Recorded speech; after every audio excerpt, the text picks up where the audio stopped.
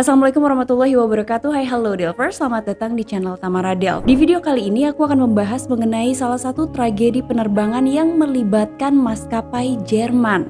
Nah, disebut-sebut karena tragedi inilah justru perusahaan penerbangan asal Jerman ini harus berhenti beroperasi. Lantas apa yang menimpa penerbangan Pan International Airlines 112? Kita akan segera take off ke kronologi. Maskapai ini didirikan pada tahun 1968 dengan nama Pan Air dan kemudian beroperasi pada tanggal 1 Januari 1970. Pan International dengan cepat mengakuisisi dua Boeing 707 yang semula dimiliki oleh American Airlines. Tujuannya adalah untuk berekspansi ke penerbangan jarak jauh. Senin sore tanggal 6 September 1971, Pan International dengan nomor penerbangan 112 terjadwal untuk terbang dengan rute bandara Hamburg menuju ke Malaga, Spanyol. Penerbangan itu akan menggunakan pesawat BAC-111 dan pesawat yang digunakan itu terdaftar dengan registrasi DALAR. Saat tragedi penerbangan 112 terjadi, maskapai Pan International sendiri baru memasuki tahun keduanya. Pan International Airlines beroperasi dari beberapa bandara di Jerman dengan tujuan liburan di seluruh Eropa. Sejak awal didirikan, maskapai ini telah sukses. Hal tersebut terlihat dengan diakuisisinya dua pesawat Boeing 707 milik maskapai American Airlines. Selain dua pesawat Boeing 707, maskapai penerbangan asal Jerman ini juga dilengkapi dengan 4 pesawat BAC-111. Seperti yang kita tahu, BAC-111 merupakan produk pada masanya yang diperkenalkan pada tahun 1965. Pesawat tersebut merupakan pesawat jet berbadan sempit dan mampu terbang dengan jarak pendek. Pesawat 111 yang digunakan dalam penerbangan 112 ternyata baru berusia sekitar 1-1,5 tahun. Penerbangan 112 sendiri awalnya terbang dari Hanover dan sesuai rencana pesawat itu akan singgah di kota Hamburg untuk mengangkut lebih banyak penumpang lagi dan melanjutkan penerbangan ke Spanyol. Penerbangan dari Hanover menuju ke Hamburg normal dan berjalan sesuai dengan rencana penerbangan. Pesawat itu kemudian mendarat di bandara Hamburg. Ketika pesawat itu mendarat di bandara Hamburg, kemudian semua penumpang mulai masuk satu persatu ke dalam pesawat. Sementara itu ground crew di bandara Hamburg mulai mengeluarkan 5 tabung berisi air. 5 tabung air itu dikeluarkan dari tabung kargo dan digunakan untuk mengisi tangki air di dekat 2 mesin yang dipasang di bagian belakang pesawat. Ini adalah ciri khas dari pesawat-pesawat pada masa itu. Hal tersebut dilakukan untuk menambah atau meningkatkan performa pada mesin. Campuran air dan metanol dapat disuntikkan ke dalam mesin dan akan membuat udara di mesin lebih dingin. Itulah yang seharusnya terjadi pada penerbangan 112. Namun sayangnya 2 dari 5 tabung yang harusnya berisi air justru bukan berisi air tapi berisi bahan bakar. Ternyata 1 hari sebelum keberangkatan pesawat BAC-111 dari Hanover menuju ke Hamburg, pesawat itu pernah terbang dulu ke bandara Düsseldorf. Di bandara Düsseldorf itulah pesawat kemudian bermalam dan ground crew-nya ternyata salah mengisi 2 tabung di antara 5 tabung yang seharusnya berisi air. Nah, kemudian tabung-tabung itu menginap semalaman bersama dengan pesawat BAC-111 di ruang kargonya. Hingga kemudian keesokan harinya pesawat yang membawa 2 bahan bakar di dalam tabung di ruang kargonya itu terbang menuju ke Hamburg. Nah, di bandara Hamburg inilah kemudian tabung-tabung yang seharusnya berisi air itu mulai dimasukkan ke tangki-tangki air. Karena tidak ada ground crew di bandara Hamburg yang tahu bahwa 2 di antara 5 tabung yang seharusnya berisi air itu justru berisi bahan bakar, maka mereka memasukkan seperti layaknya air ke dalam tangki-tangki yang sudah dimaksudkan. Di dalam ruang kokpit itu sendiri ada 2 orang pilot. Yang pertama adalah Kapten Reinhold Hals, usianya 35 tahun. Beliau merupakan mantan pilot militer dan telah mengumpulkan sekitar 3.000 total jam terbang. Sementara itu, first officer-nya adalah Elisabeth Fritzke, usianya 32 tahun dan ia merupakan pilot jet wanita pertama di Jerman. Selain kedua pilot, ada 4 orang pramugari dan total penumpang yang berada di pesawat penerbangan 112 itu berjumlah 115 orang, sehingga total keseluruhan ada 121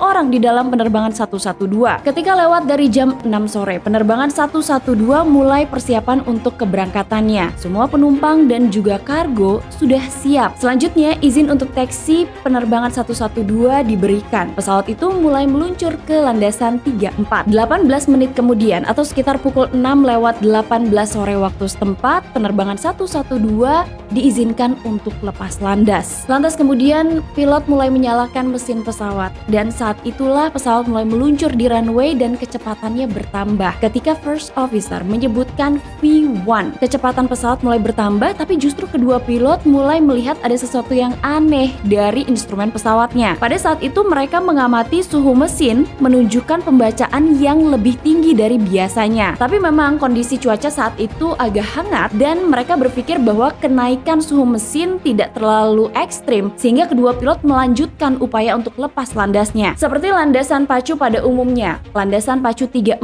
di Bandara Hamburg ini ujungnya berbatasan dengan sebuah jalan raya atau yang biasa disebut oleh kebanyakan orang sebagai Autobahn A7. Jalan raya tersebut merupakan jalan raya yang sibuk atau ramai yang membentang dari Italia Selatan ke bagian paling utara Norwegia. Saat penerbangan 112 mulai meninggalkan landasan pacu, pesawat itu mulai naik atau terangkat secara perlahan. Namun anehnya suhu mesin juga mulai meningkat. Dari kedua pilot ini tidak ada yang menyadari bahwa bahan bakar telah disuntikan ke bagian mesin. Hal inilah yang kemudian membuat mesin semakin panas. Tujuan diisinya tangki air adalah untuk mendinginkan mesin. Padahal pada saat itu tangki tersebut berfungsi sebaliknya dan suhu terus meningkat. Hanya beberapa detik setelah meninggalkan landasan pacu, pesawat itu sudah naik sekitar 300 kaki. Namun ternyata secara tiba-tiba tanpa disangka-sangka oleh kedua pilot, mesin sebelah kiri dari pesawat itu mati dan disusul dengan matinya mesin sebelah kanan. Tanpa adanya kedua mesin, maka pilot tidak bisa membuat pesawat itu mendaki lebih lama lagi. Kapten saat itu berusaha untuk segera menurunkan hidung pesawat untuk menjaga kecepatan pesawat. Menjaga kecepatan pesawat itu berarti membuat pilot harus melakukan lebih banyak lagi upaya untuk membuat posisi pesawatnya stabil. Tapi faktanya, kedua pilot ini tidak memiliki waktu yang cukup. Tidak banyak pilihan yang tersedia untuk kedua pilot. Satu-satunya hal yang paling memungkinkan adalah agar mesin pesawat bisa dinyalakan kembali oleh pilot. Tapi seperti yang kita tahu, untuk menyalakan mesin pesawat, mesin juga membutuhkan waktu. Tapi pilot tidak memiliki waktu yang cukup untuk itu. Karena pesawat itu baru saja meninggalkan bandara beberapa detik dan ketinggiannya masih relatif rendah sehingga terlalu berbahaya untuk melakukan putaran 180 derajat atau untuk kembali ke bandara asal. Sebagai gantinya, kapten perlu suatu tempat untuk melakukan pendaratan. Kemudian karena kedua pilot ini tahu di depan mereka ada sebuah jalan raya, maka mereka memilih untuk melakukan pendaratan di sana. Karena tahu mereka hanya memiliki sedikit waktu, maka yang dilakukan oleh pilot adalah segera menurunkan roda pendaratan. Namun ternyata masalah lain justru sedang menunggu kedua pilot, di mana di atas jalan raya yang sibuk itu terdapat jembatan-jembatan layang, sehingga terlalu berbahaya jika kapten akan melakukan pendaratan di jalan raya tersebut. Kemungkinan yang paling buruk adalah pesawat bisa saja menabrak jembatan layang. Namun ternyata upaya apapun yang dilakukan oleh kedua pilot untuk tidak mendarat di jalan raya itu ternyata berakhir dengan sia-sia. Mau tidak mau, karena kedua pilot tidak memiliki waktu, mereka harus melakukan pendaratan di jalan raya itu. Karena ternyata awalnya pilot akan melakukan pendaratan jauh ke depan, tapi ternyata di depan sana mereka menemukan adanya tiang-tiang listrik yang justru lebih berbahaya lagi dari adanya jalan layang. Maka kemudian kedua pilot tidak memiliki pilihan lagi dan mereka juga tidak bisa menghindari jalan layang karena jalan layang itu tepat berada di hadapan mereka dan pesawat itu terus turun dengan sangat cepat. Walhasil pesawat mulai mendarat dengan sangat keras. Saking kerasnya pendaratan itu, roda bagian kiri dari pesawat sampai-sampai patah dan terlepas. Yang dilakukan oleh pilot adalah berusaha untuk melakukan pengereman sekuat mungkin. Namun beberapa saat kemudian pesawat itu justru bertabrakan dengan pilar beton jalan layang. Bagian hidung pesawat yang terdiri dari ruang kokpit dan beberapa baris pertama tempat duduk penumpang robek. Sayap pesawat itu juga robek dan membuat bahan bakar bocor keluar dan mengenai puing-puing pesawat yang sedang terbakar. Sementara itu sisa pesawat masih tergelincir di autobahn dan berhenti setelah meninggalkan jejak yang panjang. Di antara puing-puing pesawat, tim evakuasi menemukan 99 orang yang terluka. 2 di antaranya adalah kapten dan first officer. Sementara itu tim evakuasi menemukan lagi 22 orang yang meninggal akibat tragedi tersebut. Penyelidikan segera dilakukan dan mereka menyimpulkan bahwa kegagalan mesin ganda pada pesawat disebabkan oleh 2 dari 5 tabung air yang sebelumnya dimuat ke ruang kargo ternyata bukan berisi air tapi berisi bahan bakar. Hal inilah yang menyebabkan panas berlebih yang parah dan akhirnya menyebabkan mesin mati hampir seketika. Akibat dari tragedi yang dialami oleh penerbangan PAN International 112, justru maskapai penerbangan ini harus menghentikan operasinya karena publisitas negatif yang terus berlanjut. Namun meskipun maskapai penerbangannya berhenti beroperasi, kedua pilot masih tetap menjadi pilot atau masih tetap melanjutkan tugasnya di maskapai lain. Nah, dari tragedi ini justru ada sesuatu yang menarik yang datang dari sang first officer bernama Elizabeth Fritzke. Setelah tragedi penerbangan 112, ia pindah ke salah satu maskapai charteran. Namun takdir justru membawa first officer Elizabeth ini pada sebuah kecelakaan fatal di tahun 1987. Nah, mungkin nanti di lain episode kita akan bahas khusus dari sosok first officer Elizabeth Fritzke ini.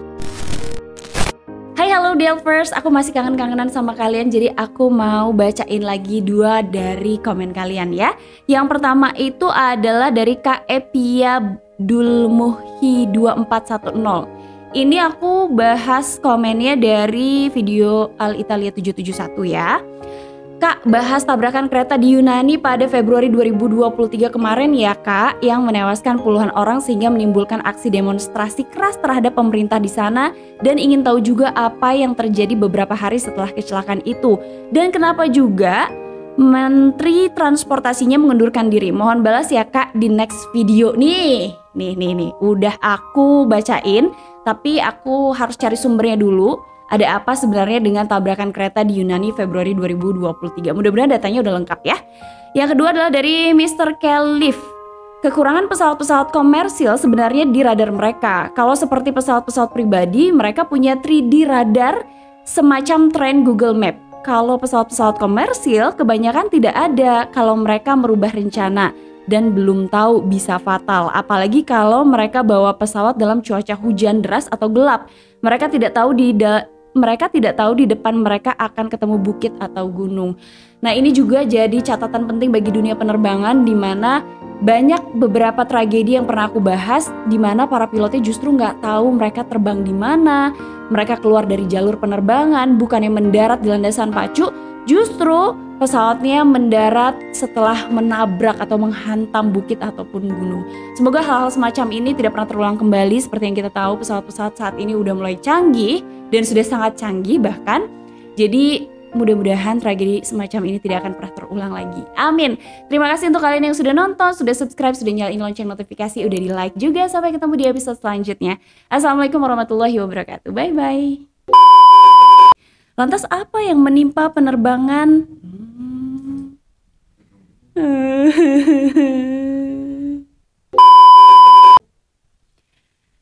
Pada sore hari, hari Senin sore hari, hari Senin sore hari, gimana sih Senin sore hari? Ternyata bukan berisi air, tapi justru berisi bahan bakar. Lantas kemudian Kapten mulai menyalakan mesin pesawat, lupa lagi. Namun faktanya apapun yang dilakukan oleh kedua pilot untuk